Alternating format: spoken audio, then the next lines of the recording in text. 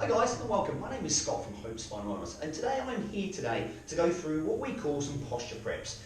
Exercises that we would do potentially after a workout or a training session to maximise your spinal health, to maximise your posture. Alright, so today I'm going to go through 7 exercises, starting from the shoulders and obviously working down through the body. And the first one we'll do is what we call a snow angel. The idea of the snow angel, just like in the snow, we start with our arms up at the top and we bring them down. Now we can do this against the wall or on the floor. So let me demo a floor one first of all for you. So make sure you get a mat, nice and soft. We're going to go on your back. Knees bent in this position here. My arms are going to come over the back. Now the idea with this, we want to have connection at the floor from your hands and the elbows through the entire exercise. So my arms are going to come literally nice and slowly all the way down to the sides and then coming all the way back up. So you're dragging your hands down the floor and back again. What we tend to see in practice every day is as the arms come down, the thoracic or the chest starts to enhance to give us that mobility, because we're also limited because of the daily strengths and the activities that we do. So for instance, anybody at desk workers, drivers always struggle because if their posture is rounded, therefore they lose that mobility in their shoulder. So for us it's about keeping your chest and your back flat to the ground, arms coming down nice and slowly. Now with any of these exercises, we tend to do maximum around about 8 to 10 repetitions, alright?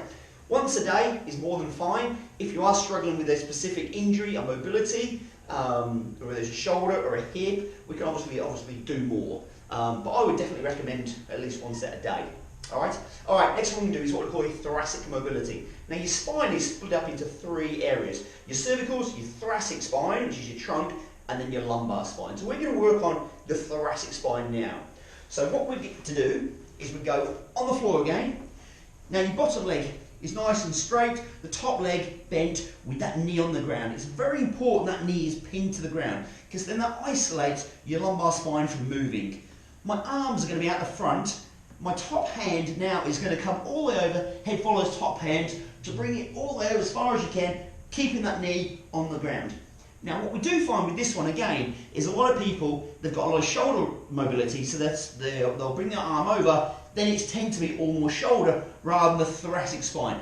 If that is the case with yourself, what I'd like to do is put your hand inside your armpit. From this position here, I'm going to try and pull my thoracic spine over rather than that shoulder mobility. Alright?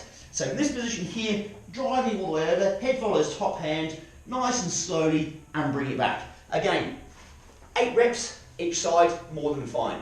Let's go into the next one, which is going to be for your lumbar spine, what we call a hip crossover.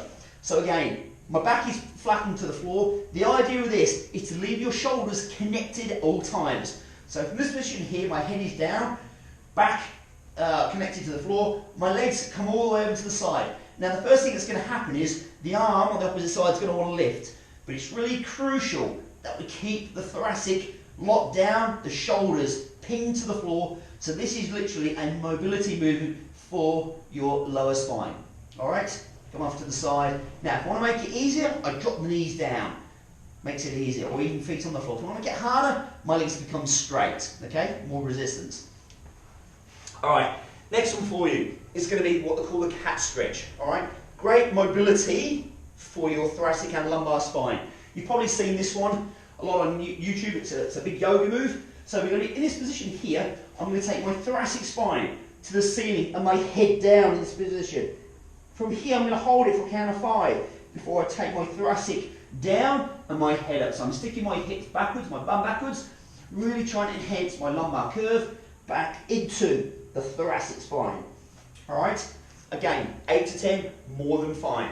Alright, let's talk about fire hydrants. Fire hydrants is to do with the hips. Now most of us, if we're runners or cyclists, are one-dimension based activities. We need to have that lateral movement come from your hips. So let me do this face on for you. What I would do is in this position here, I'm going to have a nice strong frame, upper frame. What we don't want to see is the frame bending. Now, majority of us will do that on the first time. So really keep control of keeping your arms, elbows locked in. So this position here, I'm going to take my leg out to the side as high as I possibly can and bring it back. Imagine having a hot cup of tea on the back of your shoulders. You do not want to spill that cup of tea. So as the leg comes out, it comes back nice and steady, nice and steady. From there, the second part is I bring my knee up to my chest, then kick it back as high as I possibly can before returning it back to my chest and out. Again, 8 reps each side, perfect. Let's go on to the next one, what we call a hip flexor. Now, majority of us have tight hip flexors due to sedentary postures all day long. These become tight, these glutes become weaker. So what we need to do is to strengthen the back, the glutes, and obviously increase the flexibility in your hip flexors. How we do this? We take one leg forward.